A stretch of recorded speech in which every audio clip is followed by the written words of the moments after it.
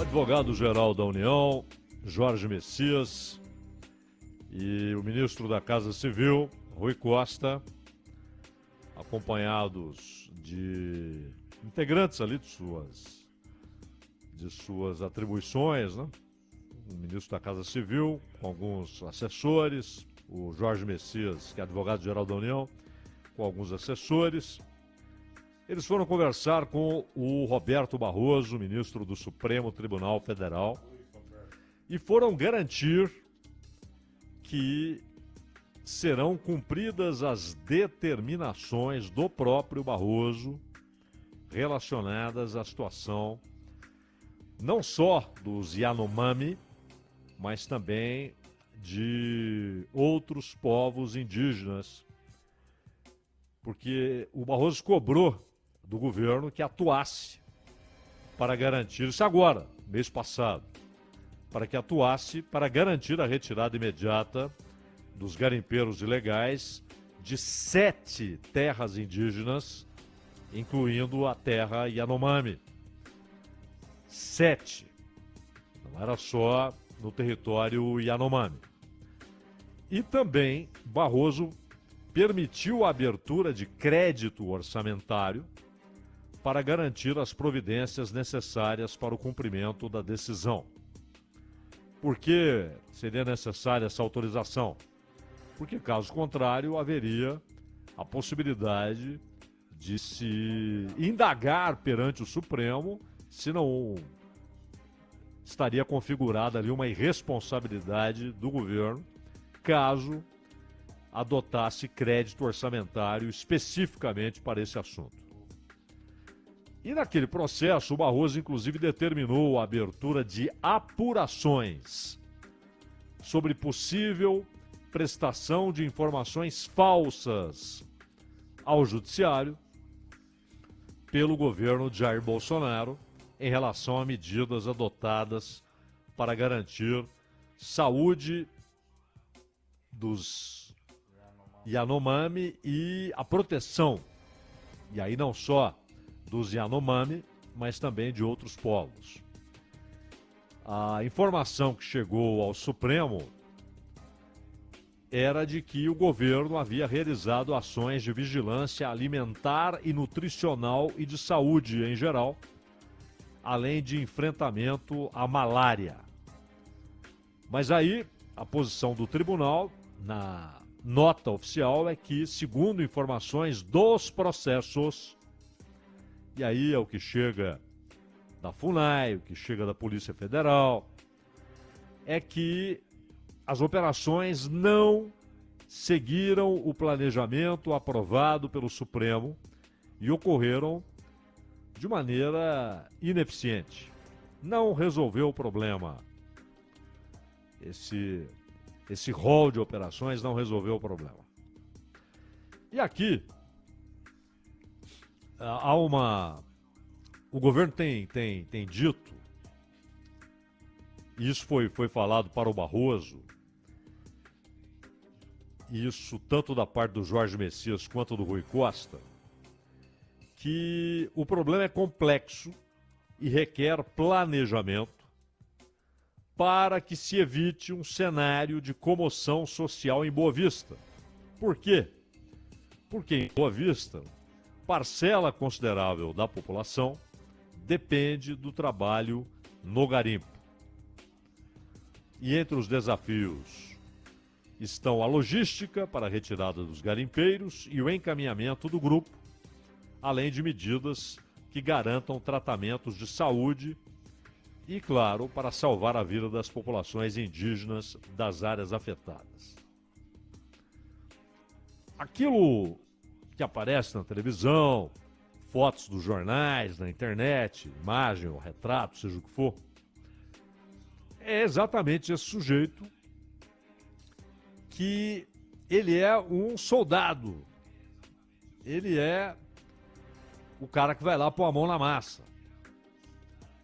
Mas não é ele que financia, organiza, compra aquelas máquinas, nem tem dinheiro para isso.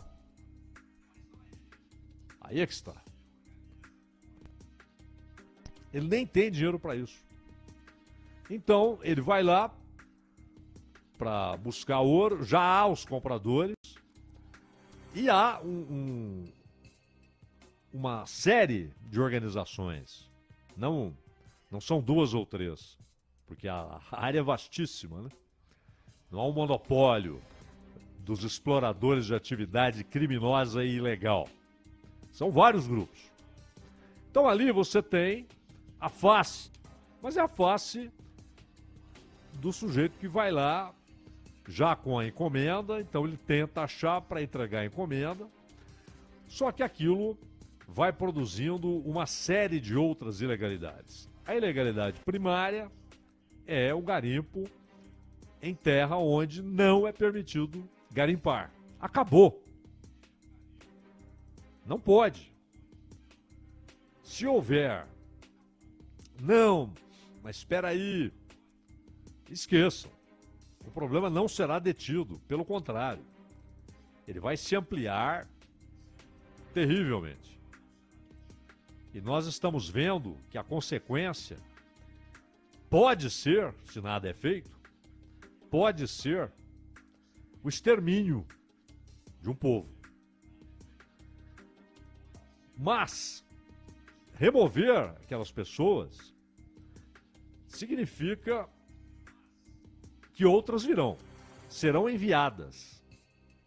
É preciso garantir que será inviável para essas pessoas fazer o garimpo ilegal. Que haverá punição pesada, que a vigilância será permanente, porque não é um sujeito ali andando sorrateiramente com uma peneira na mão. Há máquinas, há aviões, que não são, é óbvio, daqueles garimpeiros. Aqueles garimpeiros são pessoas pobres, que precisam trabalhar e encontram essa oportunidade. Então, eles não são os donos do negócio. Mas isso não significa que, considerando isso, é preciso deixá-los ali. Não. Porque outros problemas vão se avolumando. De agressões rotineiras aos indígenas, a crianças, situações em que eles começam a vender armas ou a dar de presente armas e bebida. Em troca, aquele sujeito que ganhou a arma e foi viciado em bebida, o indígena, ele se torna ali uma espécie de apoiador e de vigilante e passa a se opor àqueles outros indígenas, maioria, que vão lá para tentar deter uma ação de garimpagem, ou de desmatamento ilegal, ou de caça ilegal, ou de pesca ilegal. Então você vai produzindo uma deterioração nas relações internas, agressões inomináveis, né, a meninas, crianças. E é basicamente o seguinte: aqui não há lei, então a lei é de quem tem uma espingarda na mão, ou se tiver um pouquinho mais de dinheiro, um rifle na mão, ou um 38 na mão. E qualquer resistência, a história mostra, não a história dos últimos 2 meses, 2 anos, 4 anos, 7 anos, há casos que ocorreram há mais de 30 anos, nós citamos aqui um outro dia, de 12 indígenas assassinados numa ação, não é que foi tiroteio. Os caras foram lá para matá-los. E mataram.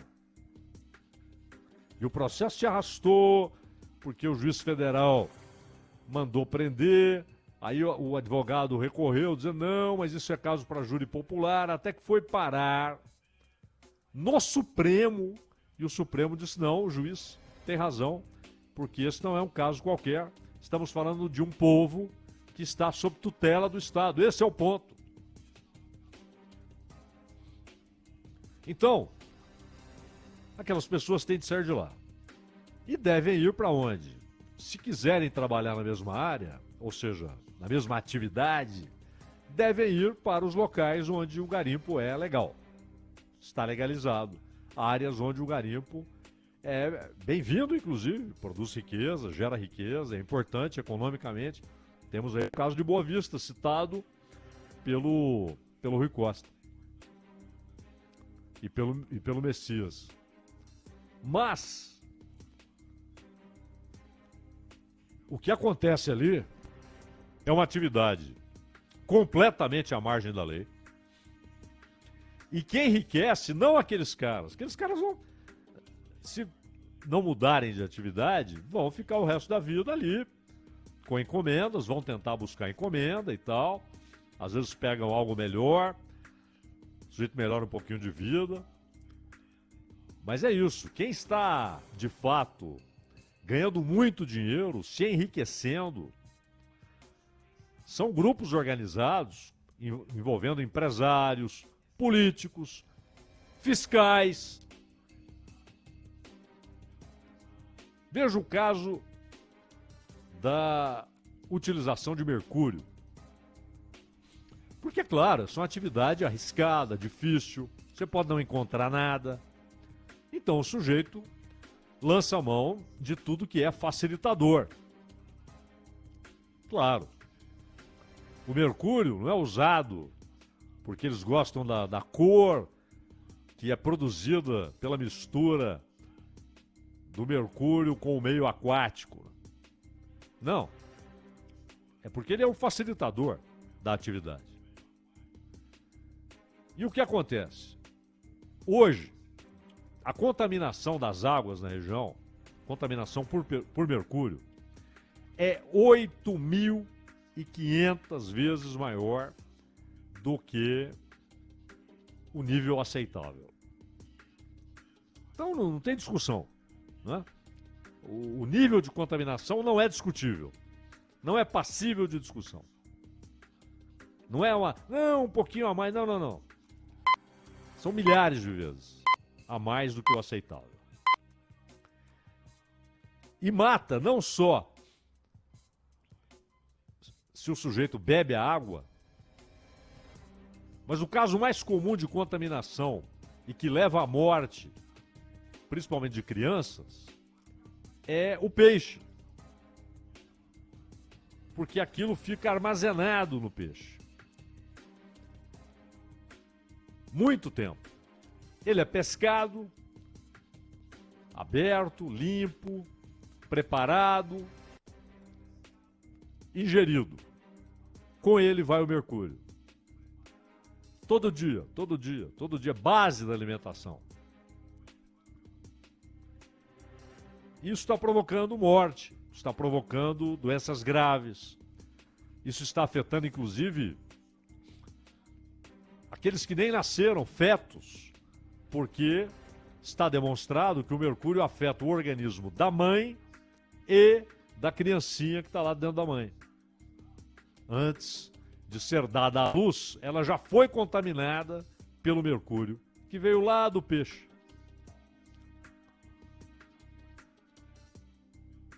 E pelo nível de contaminação, e pelos anos e anos e anos, você começa a encontrar um estado deplorável na saúde desses indígenas. Não só Yanomami. Acabamos de ver aqui, na decisão do Supremo, há uma referência a 7 terras indígenas. 7, incluindo os Yanomami.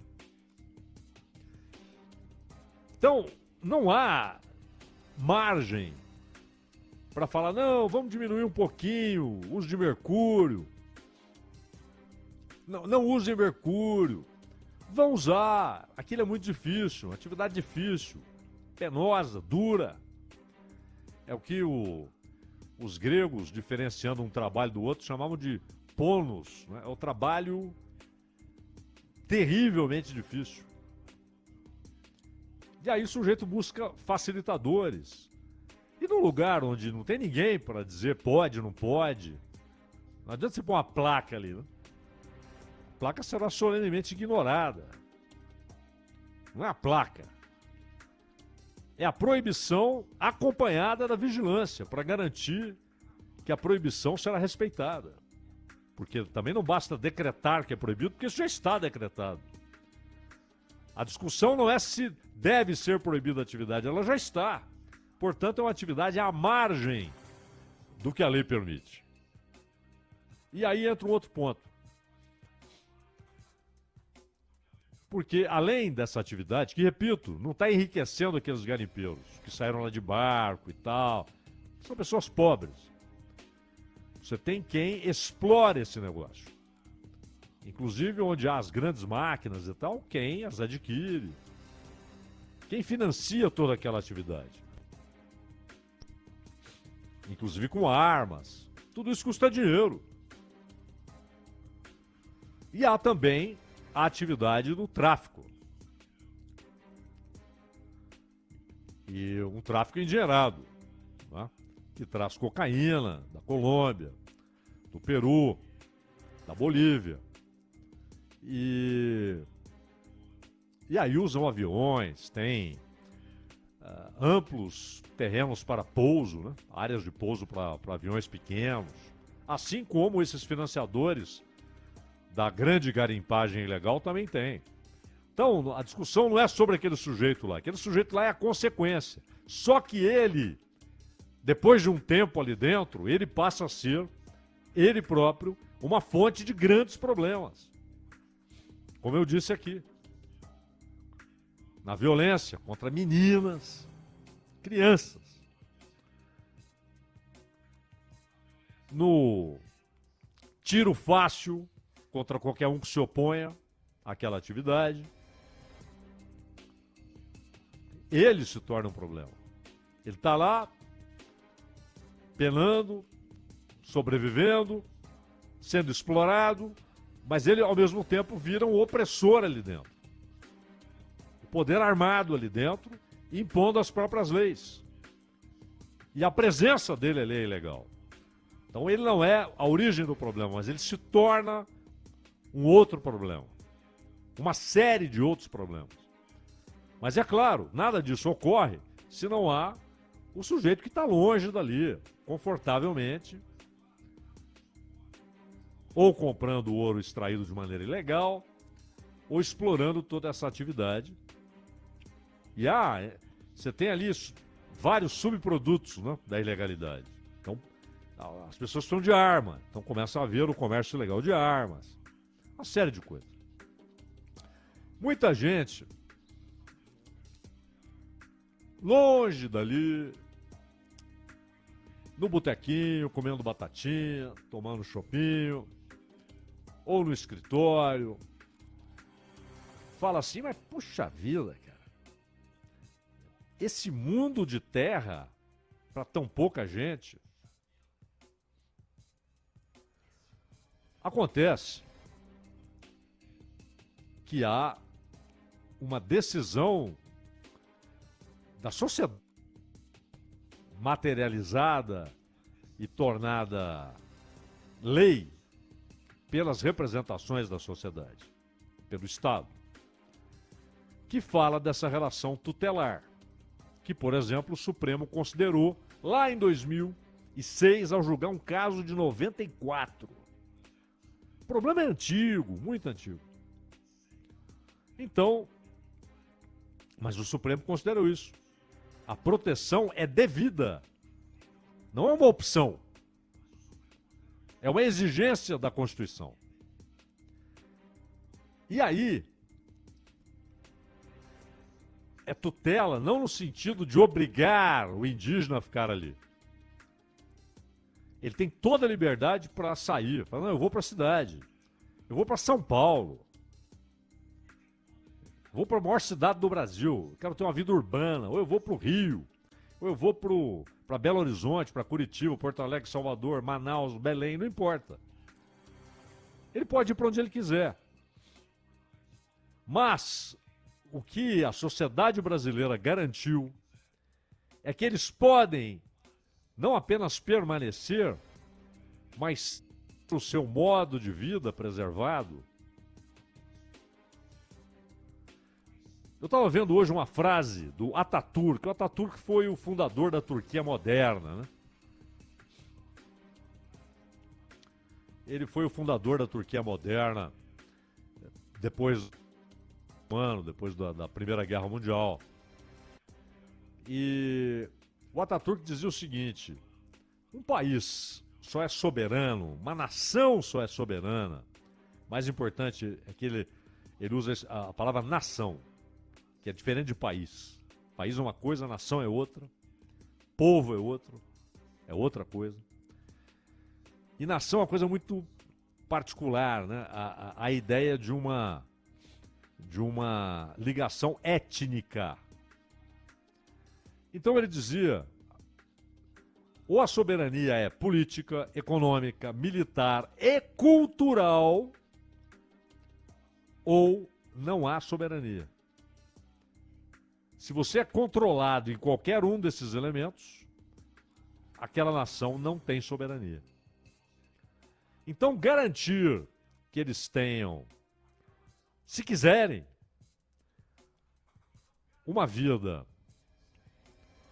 que é a continuidade de séculos e séculos de uma cultura formada, desenvolvida, sedimentada, é um direito que a sociedade brasileira, por intermédio do Estado, deu a eles.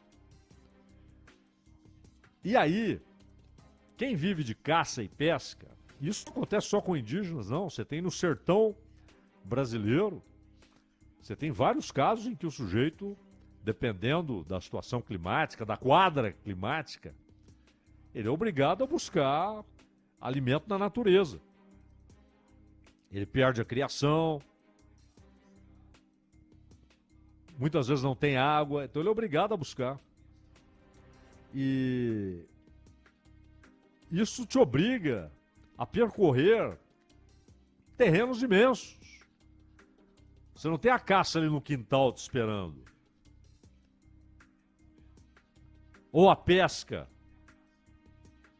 na água da banheira. Você tem de buscar. Diferentes. Assim como a lavoura, mandioca, por exemplo, que é uma lavoura muito tradicional entre diversos indígenas brasileiros, tupis ou não, né? Mesmo os povos não tupis desenvolveram, é uma raiz, né? Muito resistente, então ela consegue se proteger de intempéries, etc. Então, eles precisam de muita terra. Caso contrário, vai ser um faz de conta. Você vai fazer ali um campo de concentração e vai levar comida para eles. Isso não tem nada a ver com a cultura deles. E quem perde a sua cultura, a cultura saudável, perde a sua soberania, como ensinou o Ataturk. Muita gente fala bobagem, acha que a perda da soberania cultural é quando foi lá o missionário pregar o evangelho. Não, não, pelo contrário. Soberania cultural não significa não receber o que há de melhor. Se você leva Johann Sebastian Bach para os indígenas ouvirem, aqueles que não ouviram, isso não é interferência cultural. Isso é levar um bem da humanidade para quem é humano. E tem direito a conhecer e decidir se gosta, se não gosta. Não é tutela no sentido de falar nada pode alcançá-los. Mas é a garantia de que o modo de vida, a formação cultural que eles têm, sobre a qual estão assentados e querem permanecer nela, isso deve ser garantido. Então você não vai fazer isso num alqueire de terra. Senão, aquele modo de vida desaparece. Quem garantiu a eles a possibilidade de preservar esse modo de vida foi a sociedade brasileira. Então, não tem essa de é muito grande. É o natural. É o que está determinado por consenso da sociedade brasileira. Mas, claro, ali tem muita riqueza, ou pelo menos pode ter. Acredita-se que haja muita riqueza. E havendo muita riqueza, há quem queira meter o pé em tudo isso e falar: opa, vamos à riqueza. E aí que o Estado entra. Se o Estado não entra, se ele só fala, se ele só escreve, se ele não está lá, as suas palavras não irão inibir nenhuma atividade legal. Não irão. Não é plaquinha, não é o texto da lei, é a lei materializada na Força Armada.